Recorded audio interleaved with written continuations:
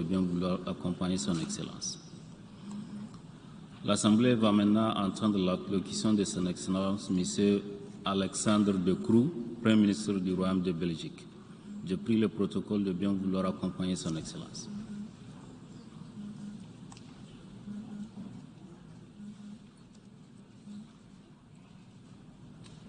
J'ai le plaisir de souhaiter la bienvenue à son Excellence, M. Alexandre De Croo, Premier ministre du Royaume de Belgique, et l'invite à prendre la parole devant l'Assemblée.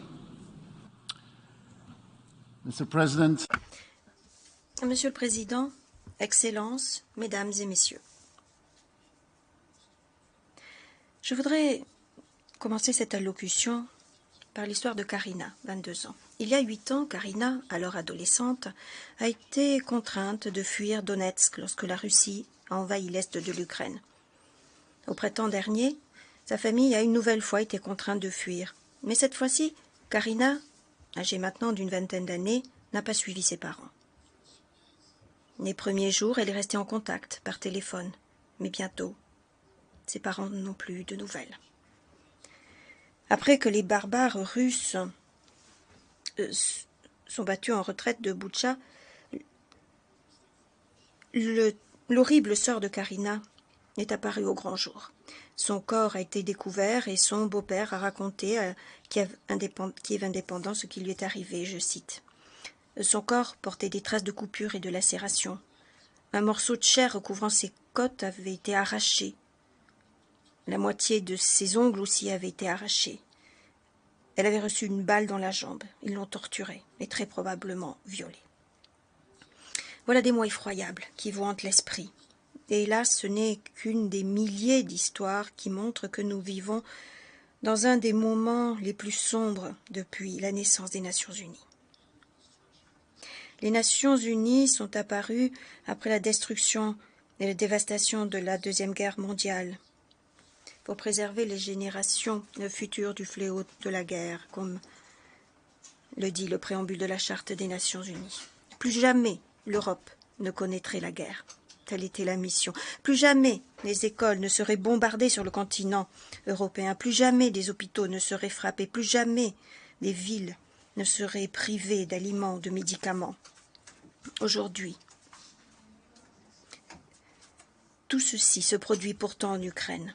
Les fosses communes et les salles de filtration d'Izium sont les derniers signes de cette brutalité féroce, de cette guerre illégale et inutile, des violations flagrantes de tout ce que les Nations Unies représentent. Face à cette agression russe et de fait à ces crimes de guerre, les Nations Unies sont tenues d'assumer leur mission. Tout le monde dans cette salle, tous les pays, devront un jour répondre à la question suivante. Qu'avez-vous fait pour arrêter cela? Qu'avez-vous fait pour protéger le peuple ukrainien? Est-ce que vous avez détourné le regard ou est-ce que vous avez agi? Dans ce conflit, la neutralité n'a pas droit de citer. C'est feu Mikhaïl Gorbatchev qui avait dit « Le vainqueur, ce n'est pas celui qui gagne les batailles dans une guerre, mais celui qui fait la paix. » Fin de citation. Et pour gagner cette paix, nous devons placer les principes de la Charte des Nations Unies sur le devant de la scène à nouveau, les principes d'intégrité territoriale et de souveraineté nationale. En effet, si aujourd'hui le monde est moins stable et moins sûr, c'est parce que, scandale absolu, un des membres fondateurs des Nations Unies a foulé aux pieds ces principes et déclenché une guerre qui nous rappelle les plus sombres chapitres de l'histoire européenne. Les déclarations de ces derniers jours et la menace de lancer une guerre nucléaire contre un État indépendant ont démontré une nouvelle fois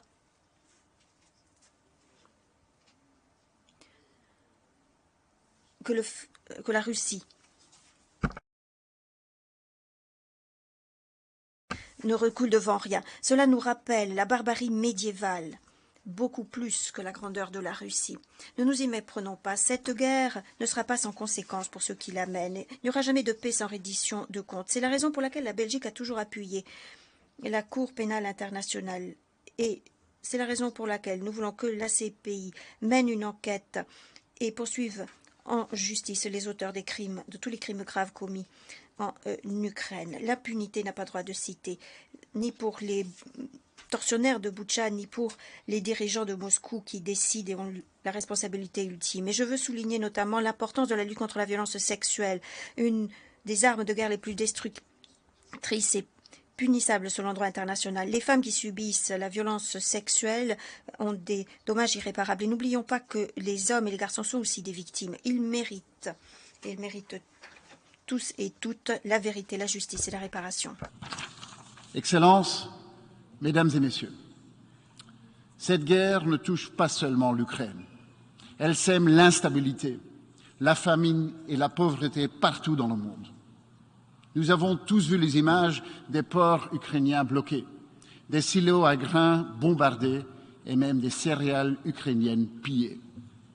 Des images qui parlent d'elles-mêmes, celles d'un chaos semé par la Russie et par la Russie seulement, qui met en danger la vie de centaines de millions de personnes en Afrique, en Asie et en Amérique latine. Comme si la pandémie de Covid-19 n'avait pas suffi. Au beau milieu de ce chaos, le Black Sea Grain Initiative, signé en juillet dernier à Istanbul, est apparu comme une lueur d'espoir. Elle a montré le pouvoir rassembleur des Nations Unies. Et je tiens à remercier tout particulièrement son secrétaire général Antonio Guterres et la Turquie d'avoir permis cet accord. Je tiens aussi à saluer le rôle positif joué par l'Union africaine, dont le leadership et la médiation ont été déterminants dans la conclusion de cet accord. Nous, pays européens, n'avons pas ménagé nos efforts pour faire face à cette crise alimentaire. Nous avons maintenu les exportations de denrées alimentaires. Nous aidons l'Ukraine par des corridors de solidarité et nous apportons une aide d'urgence aux plus vulnérables dans les régions les plus touchées. La Belgique a considérablement augmenté son budget humanitaire ces dernières années et elle continuera à travailler main dans la main avec ses partenaires humanitaires pour rencontrer les besoins les plus urgents. Oui, cette crise alimentaire nous oblige à pencher sur les faiblesses structurelles de nos systèmes agroalimentaires. Si nous voulons tenir notre promesse et atteindre l'objectif zéro faim en 2030, notre deuxième objectif de développement durable, nous devons concevoir des systèmes alimentaires durables et résilients, des systèmes qui combinent les savoirs traditionnels des agriculteurs locaux avec les connaissances scientifiques produites par la recherche et l'innovation. Outre cette crise alimentaire, la guerre russe entraîne également une profonde crise énergétique avec des retombées au niveau international. Les habitants du monde, en Belgique également, des difficultés à payer leurs factures. Les petites entreprises sont contraintes de suspendre leurs opérations compte tenu de la flambée des cours de l'énergie. Les travailleurs, des travailleuses perdent leur emploi. Comment devrions-nous faire face à cette situation? Premièrement, nous devons continuer d'aider les familles et les entreprises, raison pour laquelle le gouvernement belge met en place des plans d'appui sans précédent. Après avoir fait face à la pandémie, une nouvelle fois, nous sommes prêts à protéger notre peuple. Nous ne laisserons personne de côté, nous ne le faisons pas. Mais ce n'est qu'une partie de la réponse. Soyons honnêtes, nous vivons en temps de guerre et les gouvernements seuls ne seront pas à même de porter sur les épaules le poids de cette guerre.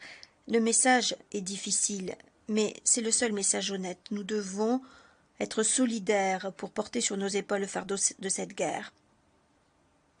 Les mesures que nous prenons sont tout aussi importantes. Nous devons nous séparer de fournisseurs d'énergie peu fiables. Nous devons renforcer notre indépendance énergétique, diversifier notre fourniture d'énergie, assurer une transition plus rapide vers des énergies sans combustible fossile, des énergies non polluantes. Et c'est ce que nous faisons. La Belgique est un des dirigeants, est un des leaders du monde en ce qui concerne les capacités en haute mer. Avec d'autres partenaires européens, nous investissons dans ce domaine pour quadrupler l'énergie éolienne dans la mer du Nord. Nous mettons en place un pôle d'hydrogène au cœur de l'Europe pour l'importation et le transit d'hydrogène non polluant, et nous tendons la main aux partenaires en Afrique et au Moyen-Orient pour qu'ils se rallient à cet effort. La transition énergétique est un défi commun qui a besoin de réponses communes du Nord et du Sud, et nous continuons d'investir dans l'énergie nucléaire pour produire une énergie plus sûre qu'aujourd'hui avec moins de déchets. Si nous voulons renforcer notre indépendance énergétique et tenir les promesses d'un monde plus durable et plus écologique, nous aurons besoin de tout cela. La Belgique apporte des solutions novatrices, des compétences, avec des universités, des centres de recherche qui sont sur le devant de la scène au niveau international, qui peuvent nous aider à changer, à nous adapter. C'est dans cet esprit, avec ce volontarisme, que nous irons à la COP27. L'an dernier, dans cette même salle, j'ai parlé des inondations catastrophiques et meurtrières dans mon pays. Cette année, comme beaucoup d'autres pays, la Belgique a encore une fois souffert des effets du changement climatique et du réchauffement de la planète, avec une sécheresse persistante qui a mis en danger notre eau potable et a détruit des cultures. La guerre en Europe ne devrait pas nous détourner des grands défis de notre temps, d'abord et avant tout les changements climatiques. Nous ne pouvons pas laisser le bellicisme d'un autocrate nous détourner de notre programme commun ou des ODD, un programme qui n'est pas devenu moins pertinent, bien au contraire. Notre génération doit accomplir une tâche titanesque, mais je suis confiant. Nous allons réussir. Pour détruire les progrès, vous n'avez besoin que d'un homme. C'est ce que nous avons appris cette année. Mais pour accomplir des progrès, vous avez besoin de beaucoup de mains. La coopération internationale n'a jamais été aussi importante qu'aujourd'hui. Et nonobstant tous les obstacles, nonobstant la douleur et la lutte, nous avons peut-être aujourd'hui la plus grande occasion que l'humanité ait jamais pu saisir pour créer une communauté ouverte à tous, où chaque citoyen, chaque citoyenne a voix au chapitre est concerné, où les progrès sont à la portée de tous et de toutes. Saisissons cette occasion plutôt que de la détruire avec des bombes et la haine. Excellences, mesdames et messieurs, ceci m'amène à mon dernier point, une lutte qui me tient à cœur, la lutte pour les droits humains et la démocratie libérale. À la veille du 75e anniversaire de la Déclaration universelle des droits de l'homme, nous voyons qu'aujourd'hui les droits humains sont soumis à de plus en plus de pression. Et c'est précisément pour cette raison que la Belgique est candidate au Conseil des droits de l'homme pour 2023-2025. Cette candidature reflète notre attachement au multilatéralisme et notre soutien à un ordre international fondé sur l'état de droit et sur le respect des droits humains sans distinction. Il faut de toute urgence mettre davantage l'accent sur les droits humains. Prenez par exemple les droits des femmes. Après des années de progrès réguliers, nous menons une nouvelle fois une bataille difficile. Je suis dégoûtée par le sort des femmes et des filles en Afghanistan. Ce que nous craignions tous et toutes est devenu réalité. Malgré toutes les promesses, les femmes et les filles afghanes ont été systématiquement exclues de la vie publique. Durant l'année écoulée, les filles n'ont plus le droit d'aller à l'école, elles sont contraintes de se marier à un âge où les enfants devraient encore jouer avec leurs amis. Leurs mères n'ont plus le droit d'aller travailler. Mais, comme l'a écrit une jeune Afghane, j'ai le cœur brisé, mais je garde l'espoir. Lorsque cette femme, dont les droits sont foulés aux pieds, n'abandonne pas, alors nous aussi, nous devons continuer de nous battre. Parce que aller à l'école n'est pas un privilège, c'est un droit. Pour chaque enfant, pour les filles et les garçons.